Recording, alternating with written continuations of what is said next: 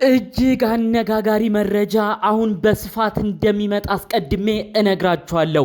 አብርሽና ሩታ በቀጣይ ሳምንታት ውስጥ ተያይዘው ከሀገር ሊወጡ ነው። አብርሽ አልፈዘዘም። አብርሽ አሁን ላይ ሄርሜላን ሸውዶ እንደፈዘዘ መስሎ በአጠቃላዩ ከሩታ ጋር ተያይዞ ወደ ውጪ እንደሚወጣ በቀጣይ ሳምንትም ይሄ እንደሚሆን የአስቸኳይ ቪዛም ሊያስጨርሱ እየተሯሯጡ እንደሆነ በዝርዝር መረጃው ደርሶኛል። አብርሽ ፈዟል ስለተባለው ጉዳይ ብዙዎቻችንን ስላነጋገረውም ውሸት የሆነ ጉዳይ አለ። አብርሽ አልፈዘዘም። ከሄርሜላ በምክንያት በስበብ አድርጎ ሊያመልጥ ከሀገርም ሊወጣ እንደሆነ በዝርዝር መረጃው ደርሶኛል። 2 ደቂቃ ብቻ ሰጣችሁ እንድትሰሙኝ በማክበር እጠይቃችኋለሁ። ሰላም ጤና ይስጥልን ውድ የሀገሬ ልጆች፣ በያላችሁበት ሰላማችሁ ይብዛልኝ።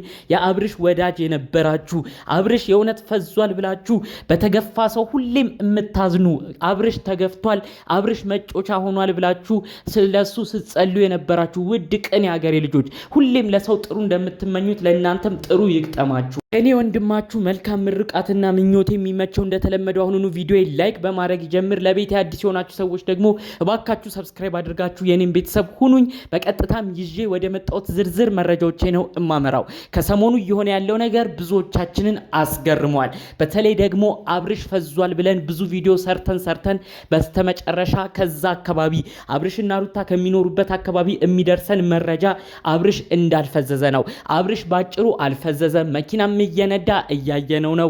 ከሰሞኑ ከሄርሜላ ለማምለጥ በስበቡ ከሄርሜላ አምልጦ ከሩታ ጋር ወደ ውጪ ለመሄድ የተፈጠረ ከባድ ሴራ ነው ብለው ነው መረጃውን እየነገሩን። ከዚህ በኋላ ነው እንግዲህ ይህንን መረጃኛም ከደረሰን በኋላ አብርሽ እባክህ 2 ሴቶችን አትጉዳ፣ በዚህ በኩልም ሄርሜላ መጎዳት የለባትም፣ እውነት ከሩታ ጋር ታርቀ ከሆነ ምንም ችግር የለውም፣ ምንም ቢሆን የልጅህ እናት ነች፣ ለእናንተ ከተመቻችሁ ይመቻችሁ፣ ግን ሄርሜላን እየጎዳ እንደፈዘዘ እየመሰልክ መጫወቻም እያደረካት አይደለም። ይሄ መቀጠል ያለበት ለሄርሜላም ቁርጡን ንገር ነው እንግዲህ ስንል የነበረው።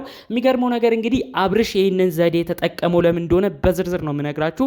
አንዲት እህት ያለችኝ እንግዲህ እናንተ ናችሁ ሚዲያ ሁሉ ነገር የምትሉት እንጂ እንዴት ነው የፈዘዘ ሰው መኪና የሚነዳው? እንዴት ነው የፈዘዘ ሰው ኬክ እየያዘ ወደ ሩታ ቤት የሚያመራው? እኛ እኮ እዛ ሰፈር የሚሆነውን ሁሉ እንመለከታለን። ከዛ አልፎ ተርፎ ትናንት ራሱ በተለቀቀ ቪዲዮ ላይ አብርሽ ቁጭ ብሎ ነበረ እዛ ዩቲዩብ ቪዲዮ ላይ ልክ ዳኒና ቡዜ ሄደው ሲቀርጹት። ታዲያ እንዴት ነው የፈዘዘ ሰው ታሟል የተባለ ሰው ብቻውን የሚሆነው?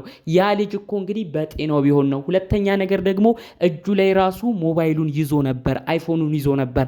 አብርሽ የእውነት ቢፈዝ ኖሮ አይፎን ስልኩን እነሱ ይቀሙታል እንጂ እንዴት እሱ ስልኩን ይዞ ውድ ስልክ ይዞ እንዴት ብቻውን ቁጭ ብሎ ጥለው ይሄዳሉ? ስለዚህ አብርሽ አልፈዘዘም። ባጭሩ አብርሽና ሩታ እንግዲህ ይቼቴ የምትለይ ምንድነው የልዑሌ 7ኛ ወር ልደት ላይ ተስማምተዋል። በተለይ አብርሽ የልዑሌ ልደት ለማክበር ወደ ሩታ ቤት ባቀናበት መልክ በልጅ አመካኝነት እንዲስማሙ ሆነዋል። አዲስ ተስፋን ሰንቀዋል። ከልዑሌ ልደት ማግስትም እንግዲህ አብርሽ ወደ ሩታ ቤት ለብቻው ሲመላለስም አይተናል። ስለዚህ እንግዲህ አብርሽና ሩታ አንድ እንደሆኑ ነው የምናውቀው ነው ያሉት። ነገር ግን በዚህ በኩል ሄርሜላ በጣም ፍቅር ውስጥ ስለገባች አብርሽን በጣም ስለምትፈልገው በአንዴ ቢነግሯት እሷ እንግዲህ ብዙ መሰናክል እንደምትሆን ቀድመው ተረድተዋል። ለሄርሜላ እንዲህ ቢነግሯት ሄርሜላ እንግዲህ ራሷም ላይ ሌላ ከባድ ችግር ታመጣለች። በዛ በኩል የሄርሜላ ቤተሰቦች ራሱ እንግዲህ አብርሽን ላይለቁት ይችላሉ። ለምንድነው ልጃችንን እንዲመጫወቻ ያደረከው? ለምንድነው ልጃችንን እንዲተስፋ ሰጥተ እሷን አሁን ላይ ደግሞ አልፈልግሽም ያልካት ብለው እንግዲህ የሄርሜላ ቤተሰቦች አብርሽ ላይ እንደሚጮሁ የታወቀ ነው። ስለዚህ ይሄንን ፍራቻ ነው እንግዲህ አውቆ እንደፈዘዘ በራሱ ቁጥጥር ውስጥ እንዳልሆነ አድርገው ድራማ እየሰሩ አብርሽ በሲስተም ሆኖ ከሩታ ጋር እንዲቆይ ከዛም በሲስተም ደግሞ እንግዲህ አብርሽና ሩታ አንድ ላይ ጊዜ ሲያሳልፉ ቆይተው ከሀገርም እንዲወጡ ጭምር የተለያዩ ድራማዎች እየተሰሩ የሚገኘው አሁን እንዳልኳችሁ ፈዟል ብሎ ከታሰበ በሄርሜላ በኩል ያሉ ቤተሰቦች እነዛ ወሳኝ የሄርሜላ ቤተሰቦች ሄርሜላ ስትጎዳ ማየት አንፈልግም የሚሉት እነሱ ራሱ በቃ ምንነቱን አሁን ስለማይገባቸው ዝም ብለው ያው አብርሽ ወዶ አይደለም ልጃችንን ሄርሜላ አልፈልግም ያለው ብለው ዝም ይሉታል፣ ይታገሱታል። እነሱ ግን በውስጥ አብርሽና ሩታ አንድ ሆነው ይቀጥላሉ ማለት ነው። ተመልከቱ አካሄዳቸውን። እንግዲህ በውስጥ አንድ እህቴ መረጃ ስታደርሰኝ እኔ አብርሽ ከልጁ እናት ጋር ቢሆን ደስ ይለኛል። ሲጀመር እኛ በቅርባችን ያለችው ሩታ ነች። ነገር ግን የሴት ልጅ ህይወት ደግሞ እንደዚህ በዛም በዚህም ቦታ መበላሸት የለበትም። አብርሽ ሁለቱንም መጉዳት የለበትም። ወደ አንዱ ካደላ ወደ አንዱ አርልቶ ኑሮን በቃ ቀጥለጥ ብሎ ነው መጀመር ያለበት። አመት ባልሞላበት ጊዜ ላይ ከሩታ ጋር ያለውን ነገር አቋርጦ ወደዚህኛው አመጣ ወደ ሄርሜላ። አሁን ደግሞ ሄርሜላ ማርገዟ እየተሰማ ባለበት ወቅት የእሷ ነገር ራሱ በቅጡ ሳያልቅ ደግሞ ወደዚህ ተመለሰ። ምን ማለት ነው?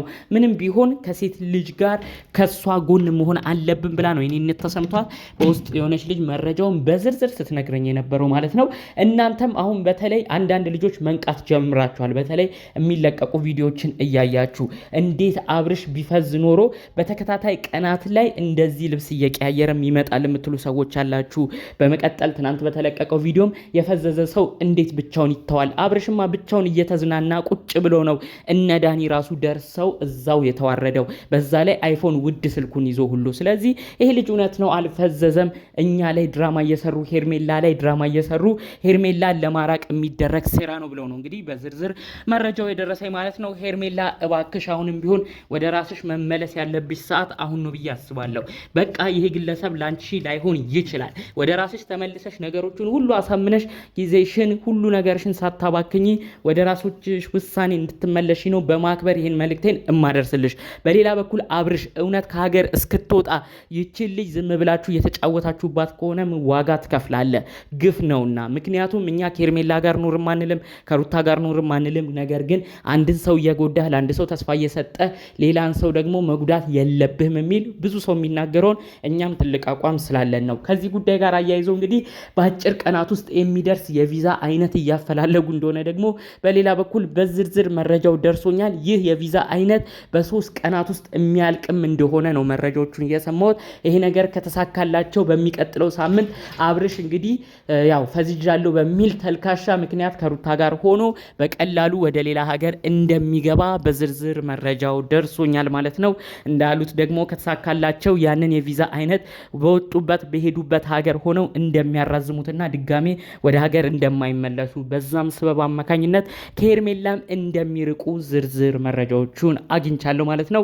በቀጣይ ሳምንት እንግዲህ በድንገት ሀገር ቀይረው አብርሽና ሩታን ከተመለከታችሁ ምንም እንዳትደናገጡ አስቀድመው ያሰቡበት ነገር ነው። ብቻ አስቀድመው ወደ ውጪ ለመሄድ ስላሰቡ እስከዛው ግን ሄርሜላ እንዳታስቸግር ነው ባጭሩ አብርሽ ፈዟል እያሉ ድራማ እየሰሩ የሚገኘው ማለት ነው።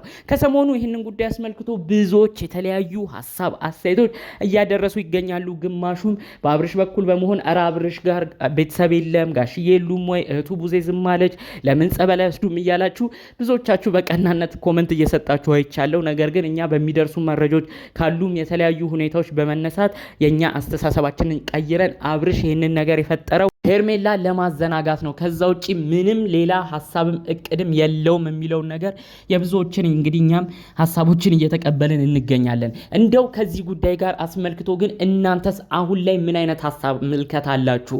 አብርሽ ብዙ ነገር የሚያውቀው ብዙ ንግግሮቹን የምንሰማው ይህ ወንድማችን እውነት ፈዟል ወይስ ከሩታ ጋር ያለውን ነገር ለማጠናከር ሄርሜላ እንዳጨቀጭቀው ከሄርሜላም ለመሸሽ የፈጠረው ሐሳብ ነው ትላላችሁ? አንድ ሳምንታት በተለቀቁት ቪዲዮዎች በየቀኑ የሆነ ነገር እየተመለከታችሁ ምን አይነት ነገርን አሰባችሁ? እባካችሁ የእናንተን ሐሳብ አስተያየት በኮመንት ብታሳውቁኝ ደስ ይለኛል። ጠቅለል ባሉ መረጃዎችም ለዛሬ ይዤ የመጣሁት ይህንን ይመስል ነበር። በሌሎች ቪዲዮዎች እስክንመጣ ሰላሙን ሁሉ ተመኘውላችሁ። ሰላም